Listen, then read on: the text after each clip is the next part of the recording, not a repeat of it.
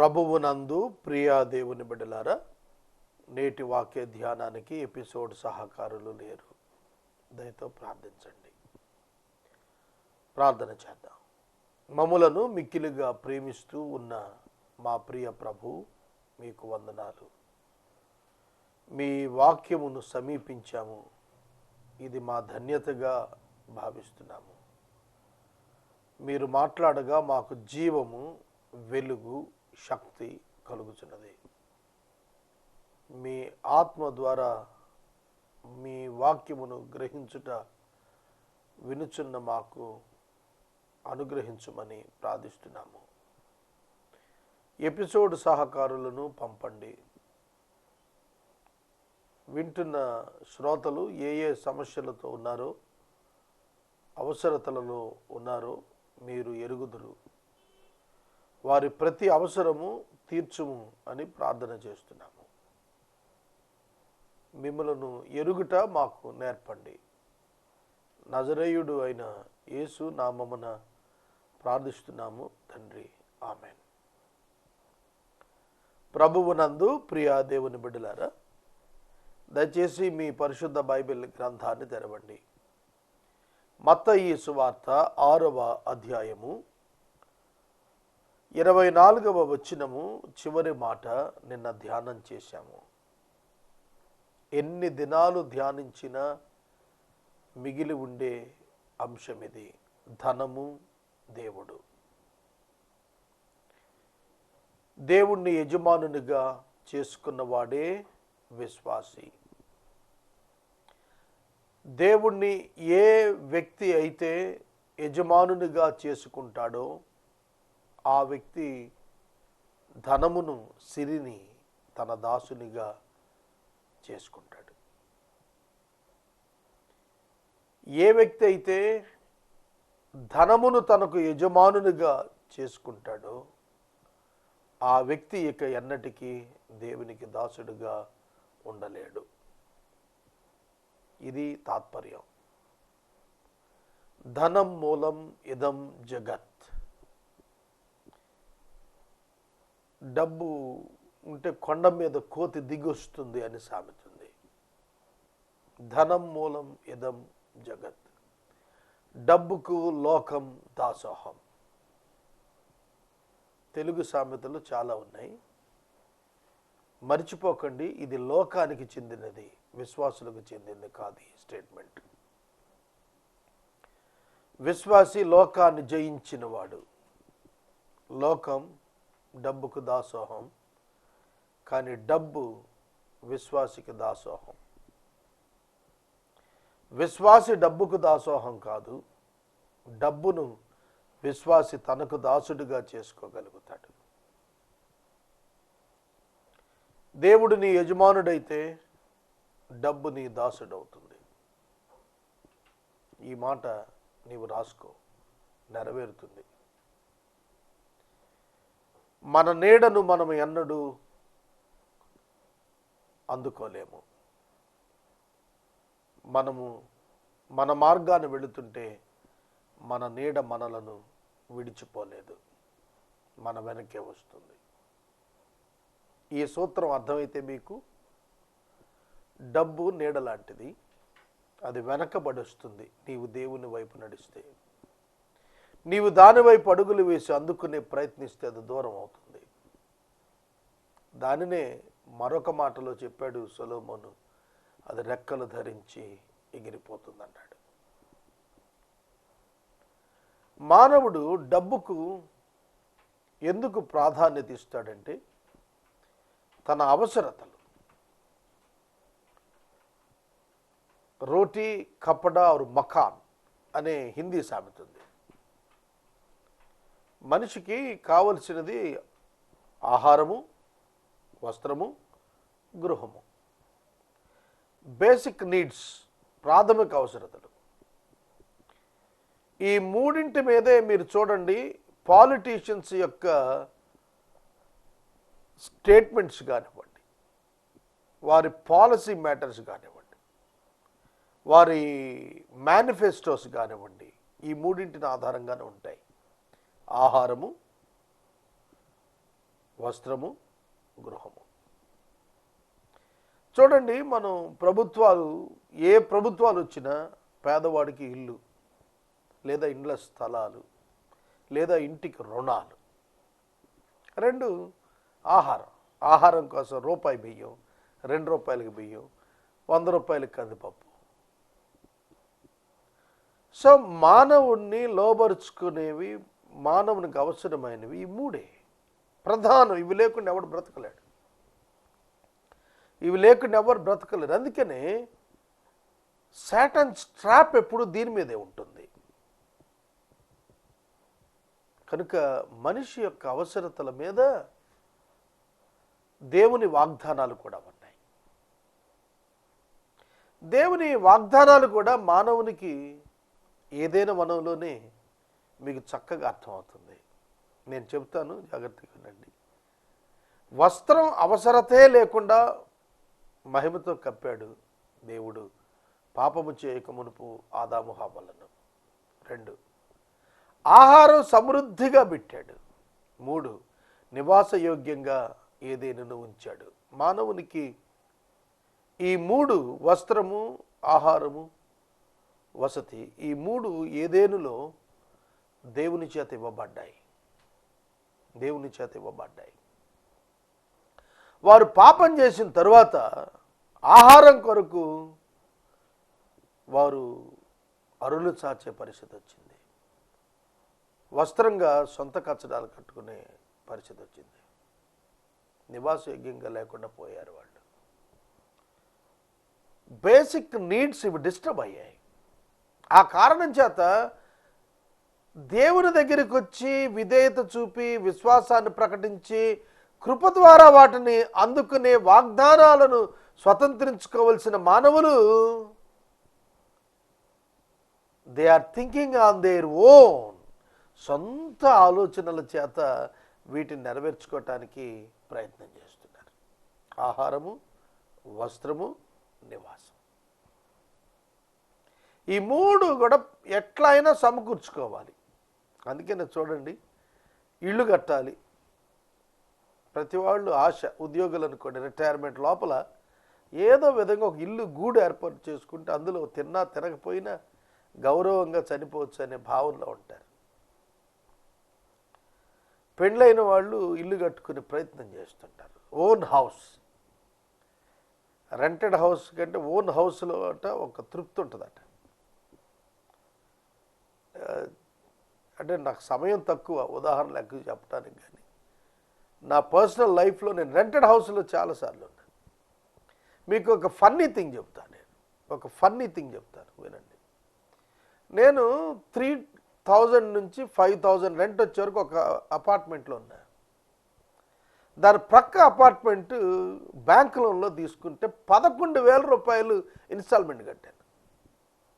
నా పక్క అయిన అదే అపార్ట్మెంట్కి 4,000 అద్దె కడుతుంటే నేను 11,000 బ్యాంకుకి కట్టాను. అది making fun having own house. మనుషులు ఒక తృప్తికి గురవుతుంటారు, అక్కడే శోధన స్టార్ట్ అవుతుంది. కనుక మనిషి శోధనకు గురవుతున్నాడు లోపల అంతరంగంలో. అందుకే తాను ధనం వైపు పరుగులు పెడతాడు. ఎందుకంటే దేవుడు తన విధానంలో ఇస్తాడు, మన విధానాన్ని ఆయన స్వీకరించడం. మన గైడ్లైన్స్, మన యొక్క ఆలోచనలకు ఆయన బెండ్ అయ్యి మనల్ని సంతోషపెట్టేవాడు కాదు. ఆయన చిత్తం చొప్పున మనము మారుతూ, ఆయనకు అనుగుణంగా మారుతూ వెళ్ళినప్పుడు మనం సంతోషపెడతాడు ఆయన.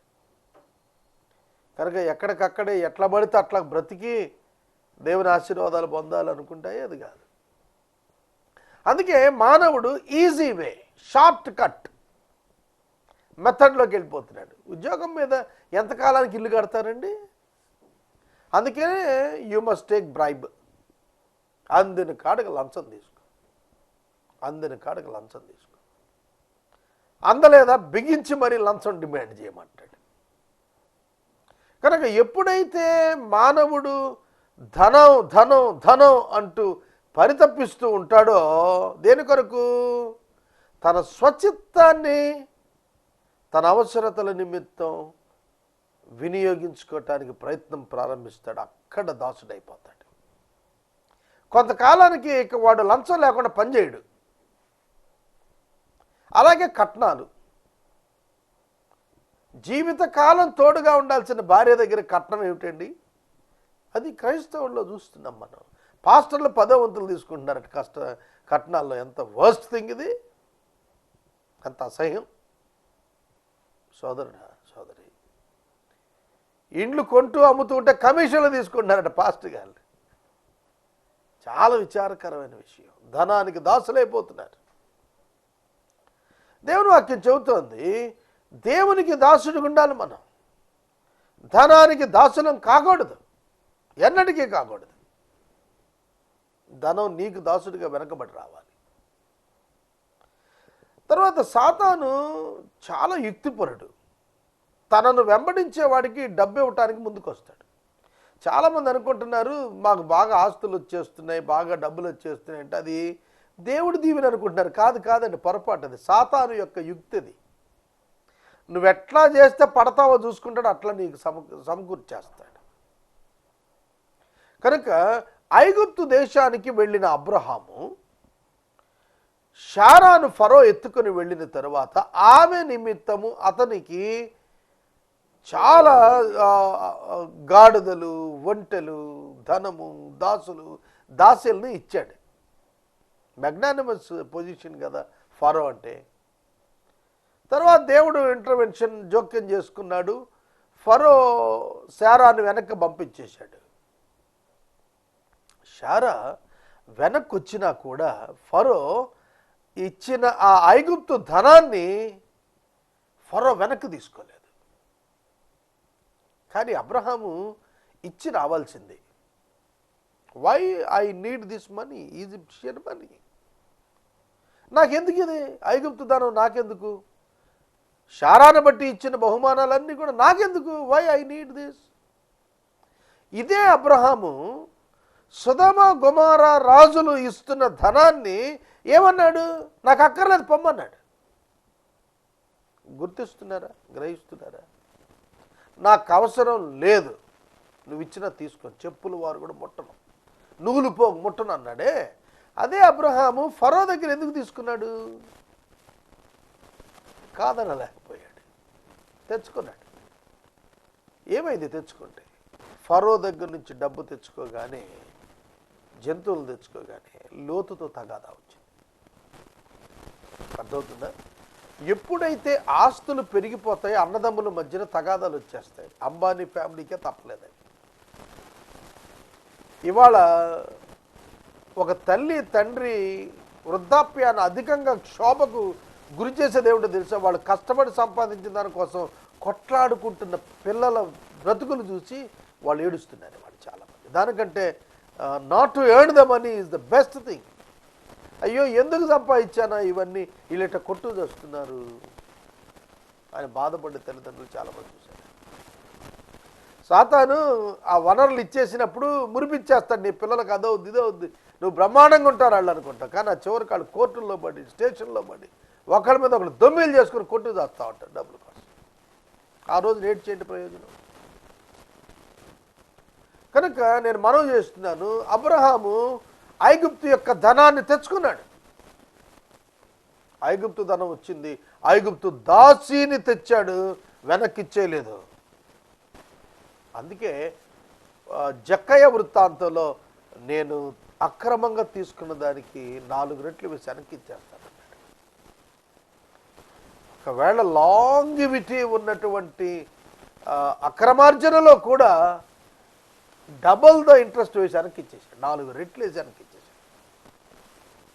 మూలాలతో సహా అవినీతి ధనాన్ని నీవు నీ కుటుంబంలో నుండి తీసేయకపోతే దానికి దాసుడు అవ్వాల్సి వస్తుంది. అబ్రహాం ఏమి చేయలేని పరిస్థితి వచ్చింది. హాగరు శారా దెబ్బలాడుకుంటుంటే ఏడ్చుకుంటూ చూడాల్సి వచ్చింది. శారా హాగర్ను అణిచేస్తుంటే, ఇస్మాయిల్ని వేధిస్తుంటే ఏడ్చుకుంటా గుడ్లలో కన్నీరు గుక్కుని కూర్చున్నాడు. ఏడ్చాడు, దేవుని దగ్గర ఏడ్చాడు. వెళ్ళి ఎందుకది? ధనమునకు దాసుడు అయితే ఇది పరిస్థితి. ఎలీషా దగ్గర ఉన్న గేహజీ ఎలీషాకు చెప్పకుండా పరిగెత్తుకుని వెళ్ళి నాయమాను దగ్గరికి వెళ్ళి, నా యజమానుడు వస్త్రాలు అడుగుతున్నాడు, వెండి అడుగుతున్నాడు, బంగారం అడుగుతున్నాడు, ఇది తెచ్చేసుకున్నాడు. దేవుని బిడ్డ డబ్బుతో బ్రతకచ్చనే అభిప్రాయానికి వెళ్ళటమే పతనము. మీరు అనొచ్చామండి డబ్బు లేకుండా ఎట్ట బతుకుతారని. ఆ ప్రశ్నకి దేవుడు ఉండగా నాకేంటి అనే భావనతో ఎదుర్కొనమని నేను మనవి చేస్తున్నాను. How can you live without money అనే ప్రశ్నకు I can live with God, దేవునితో నేను కలిసి బ్రతకగలనని చెప్పండి. 23వ సంకీర్తన 1వ వచనం ఏమిటి? యెహోవా నా కాపరి, నాకు లేమి కలుగదు. ఐ షల్ నాట్ వాంట్ అంటే కోరిక కాదు, need, requirement also. I shall not want, నాకు లేమి కలుగదు. నాకు లేమి లేదు కాదండి, నాకు లేమి కలుగదు. It indicates the future also, not the past tense, present tense also. Jehovah నా కాపరి, నాకు లేమి కలుగదు. నా జీవితంలో నా ప్రభు ఉండగా, if he is my shepherd, I shall not want for drink are food. పచ్చిక గల చోట్ల ఆయన నాకు ఆహారం పరుండ చేస్తాడు, విశ్రాంతినిస్తాడు. నిశ్చలమైన జలాల దగ్గర నన్ను ప్రవేశపెడతాడు. శత్రువులు ఎదుట ఆహారాన్ని సిద్ధం చేస్తాడు. That is our God. He is the God. ఆయనండి దేవుడు అంటే. ఆయన మన శత్రువులు ఎదుట ఆహారం సిద్ధం చేస్తాడు. కాబట్టి మన యొక్క జీవితాల్లో మనం నేర్చుకోవాల్సింది, దేవునికి దాసులమైతే all the promises of God will fulfil in your life. నీ జీవితంలో అన్ని నెరవేరు. ఇది రుజువు చేయటానికి ఇట్ టేక్స్ లైఫ్ టైం. ఒక మనిషికి ఇది రుజువు కావటానికి జీవితకాలం పడుతుంది. కనుక ప్రభువుతో కలిసి నడిచే భాగ్యం ఎంచుకోవాలి. అందువలన 25వ వచనంలో మొదటి మాట, అందువలన నేను మీతో చెప్పున్నదేమనగా, మీరు దేవునికి సిరికి దాసులై ఒకే సమయాన ఉండలేరు. అందువలన నేను మీతో చెప్పున్నదేమనగా, అందువలన అంటే పై వచనాన్ని కనెక్ట్ చేస్తున్నాడు.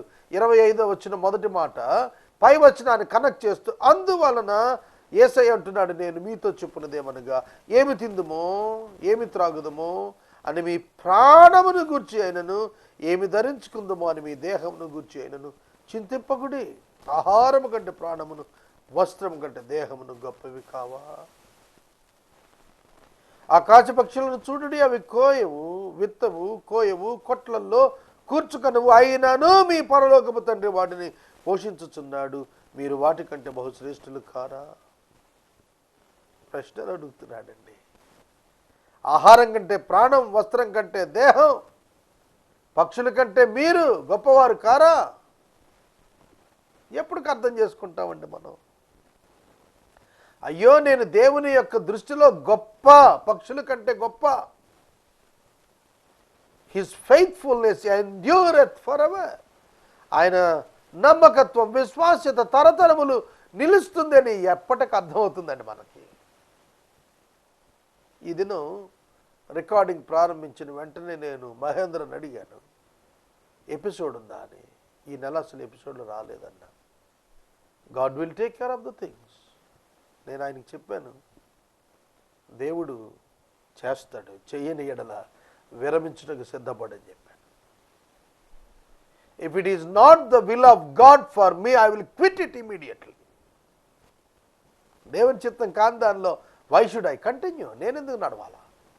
ఆయన చిత్తం ఏదైతే అదే నడుస్తా, అంతే. కనుక ఏ మినిస్ట్రీ కూడా మనకు ఒక విగ్రహం కాకూడదు. దేవుని కంటే దేన్ని ఎక్కువ ప్రేమించకూడదు. దేవునికి దాసుడైన వాడు మరి ఇతర దేనికి తను తాను దాసుడిగా చేసుకోకూడదు. ఇది తాత్పర్యం. జీవితంలో ఇది మనం నేర్చుకోవాల్సిందండి. వేర్ ఐఎమ్ స్టాండింగ్, ఎక్కడ నేను నిలబడుతున్నాను, అది నేను అర్థం చేసుకోకపోతే నా బ్రతుకు అర్థమే ఉంటుంది. అలా ప్రతివారం మనం ఆలోచించుకోవాలి.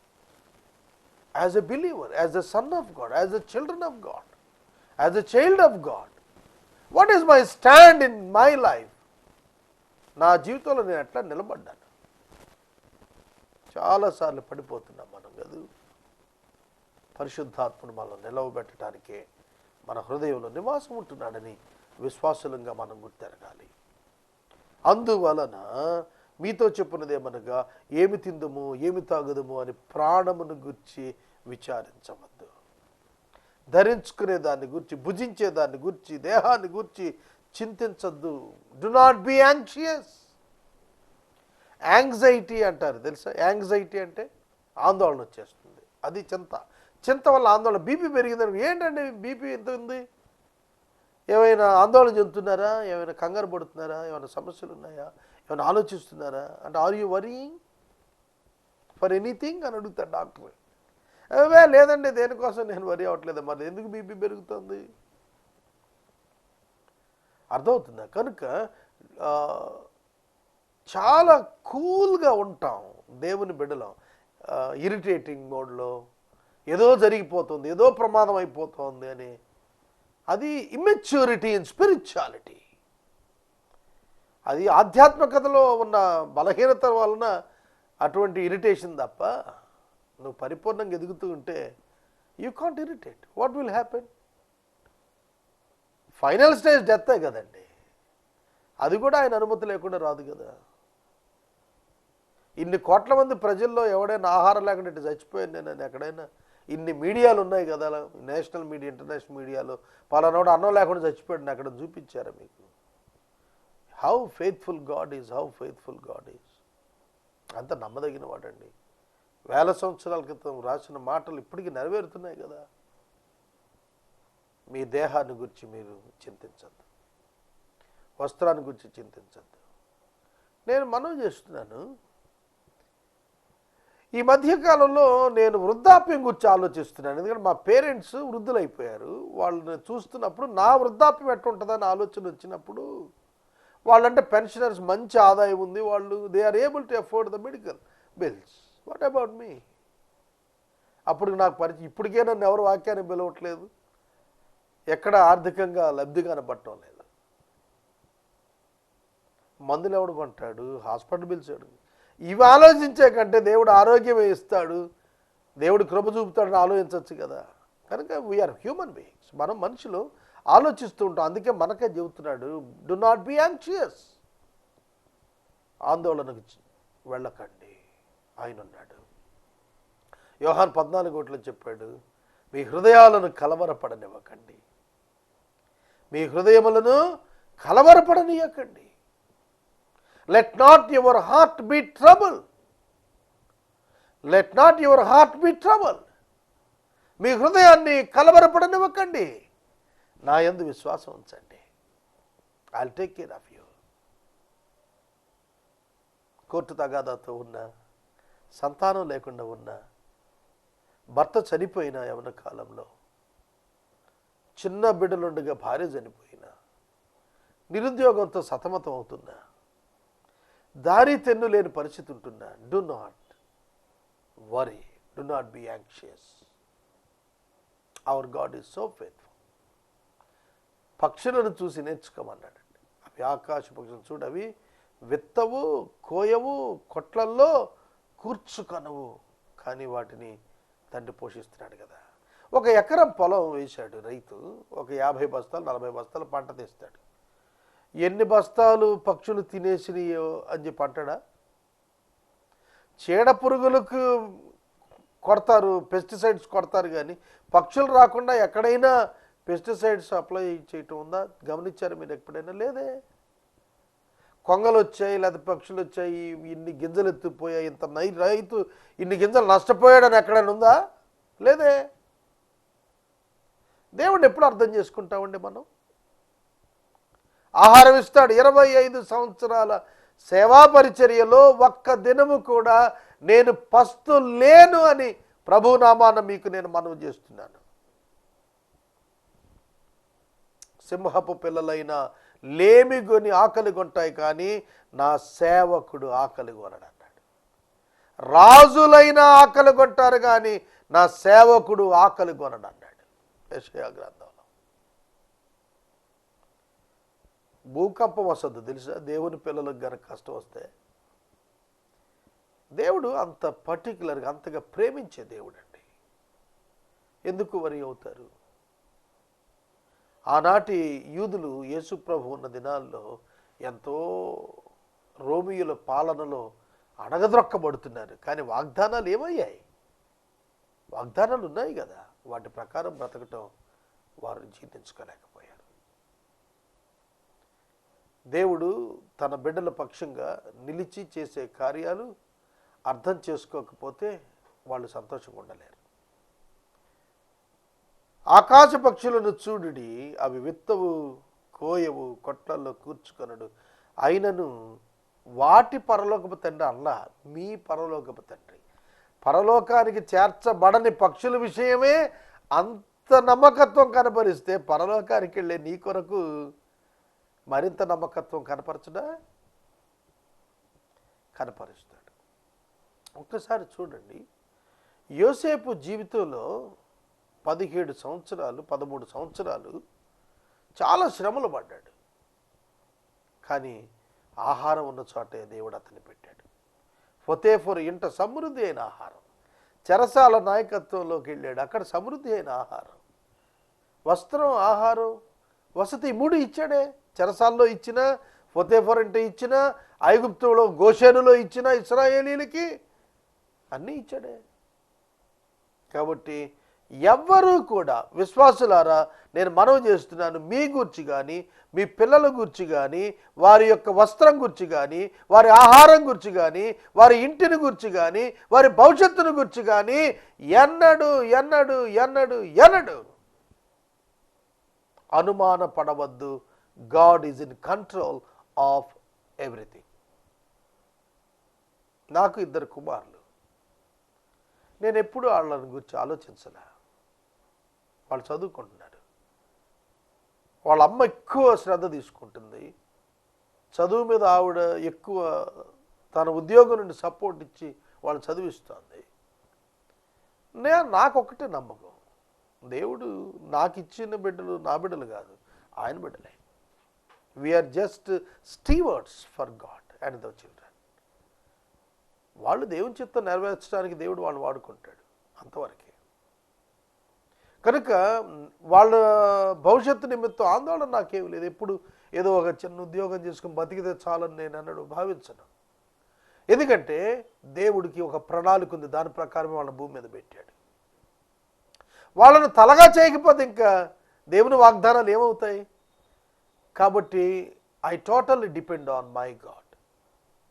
కనుక దేవుని మీద ఆధారపడ్డాం, దేవుడు చేస్తాడు. ఏ విధంగా చేసినా పర్వాలేదు. బబులోనులో దానియేలు దాస్యంలోకి వెళ్ళినా ప్రధానమంత్రిగానే బ్రతికాడు. దేవుని బిడ్డలు ఎక్కడున్నా కూడా దేవుడు వాళ్ళని తలగా ఉంచుతాడు. నేను ముగిస్తున్నాను. అందువలన మీరు విచారపడకండి, అందువలన మీరు మీ హృదయములను కలవరపడనివ్వకండి. ఎందువలన దేవుడు మీ యజమానుడు గనుక. తర్వాత రేపటి నుంచి నేను 28వ వచనం 27వ వచనం దగ్గర నుంచి మీకు నేను వివరిస్తాను. ప్రార్థన చేసుకుంటాను. మనము ఇంతవరకు దైవజనులు కారుపాటి శ్యాంసాగర్ గారి ద్వారా బైబిల్ స్టడీలోని వాక్య ధ్యానమును మత్తయి సువార్త నుండి ధ్యానం చేసుకున్నాం. ఈ కార్యక్రమం ద్వారా మీరు పొందుకొనుచున్న ఆత్మీయ మేలులు ఒక ఉత్తరం ద్వారా మాకు తెలియచేయండి. మీ ప్రార్థనా మనవులు మాకు తెలియచేస్తే ఏసే పరిష్కారం కార్యక్రమంలో ఏర్పాటు చేసిన ప్రార్థనా శిబిరంలో మీ కొరకు ప్రార్థిస్తాం. మీ కుటుంబ పక్షముగా ఒక ఎపిసోడ్ ప్రసారం చేయాలనుకున్నారు, మాకు తెలియజేస్తే మా సిబ్బంది మీ గృహాలను దర్శిస్తారు. ముగింపు ప్రార్థన ఆశీర్వాదాలతో ఈ కార్యక్రమాన్ని ముగించుకుందాం. ప్రార్థన. మమ్మల్ని మిక్కిలిగా ప్రేమిస్తున్న మా తండ్రి వందనాలు. వాక్యము విన్న బిడ్డలను దీవించండి. విశ్వాసులము భద్రత మాకు భాగ్యంగా ఇవ్వబడింది. మీరు మమ్మల్ని చూచుకోగలిగిన వారు నాయన, మీపై ఆధారపట్టు నేర్పండి. లోకం వలె అన్యుల వలె తలంచకుండా సహాయం చేయండి. యేసు నామమున అర్థిస్తున్నాము తండ్రి. ఆమేన్. తండ్రి అయిన దేవుని ప్రేమ, కుమారుడనే యేసయ్య కృప, పరిశుద్ధాత్మని కన్యోన్య సహవాసం సదా మనందరికి తోడైనది గాక. ఆమేన్.